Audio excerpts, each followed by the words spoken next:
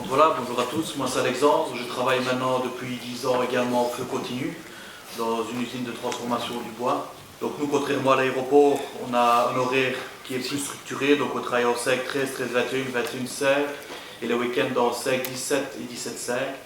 Donc on a des semaines complètes matin, semaines complètes nuit, on fait 2 après-midi, 3 jours de repos, si on peut appeler ça du repos.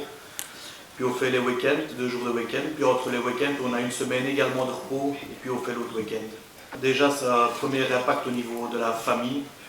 Donc ma femme est vendeuse dans un magasin, elle fait soit ouverture, fermeture, donc elle est obligée de faire son horaire en fonction du mien, ce qui veut dire que quand on a la chance d'être présent ensemble, on se voit 2-3 heures par jour, ce qui est très peu. On parlait tout à l'heure, le médecin parlait d'enfants. J'ai un enfant de 9 ans et un enfant d'1 an. Donc là également, je veux dire, ça pose pas mal de problèmes. Donc moi quand je fais la nuit, je dois rester réveillé parce que ma femme part travailler. Donc je dois aller conduire le petit à la gardienne.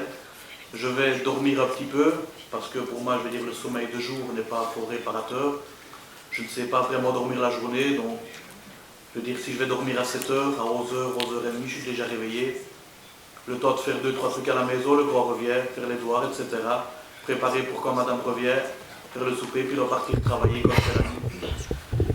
Mais je veux dire, le plus dur pour moi, la nuit déjà c'est dur, mais c'est le matin, parce que comme on l'a vu tout à l'heure, se réveiller à 3h30 du matin pour commencer à 5h, c'est pas évident. Après il faut tenir toute la journée. Si par malchance je m'endors le soir pour aller au lit, ce ne sera pas avant 22-23 heures. Donc on est reparti dans un cycle où le sommeil est très, très limité. Ça a un impact sur la vie sociale. J'entends souvent les gens qui disent « ouais, tu travailles en pause, tu as beaucoup de temps de repos, tu as beaucoup de temps libre, etc. » Je ne sais pas vraiment si on peut parler de temps libre parce qu'on est tellement décalé que, je veux dire, moi pour ma part, je suis tout le temps dans une phase où je suis fatigué. Ça fait, je veux dire, entre guillemets, que 10 ans, contrairement à certains, que je travaille en pause. Mais plus les années passent, plus ça devient dur de récupérer. Quand j'entends le gouvernement qui veut nous faire travailler plus longtemps, je me demande vraiment si un jour on arrivera à récupérer et si on va vraiment réussir à finir notre carrière.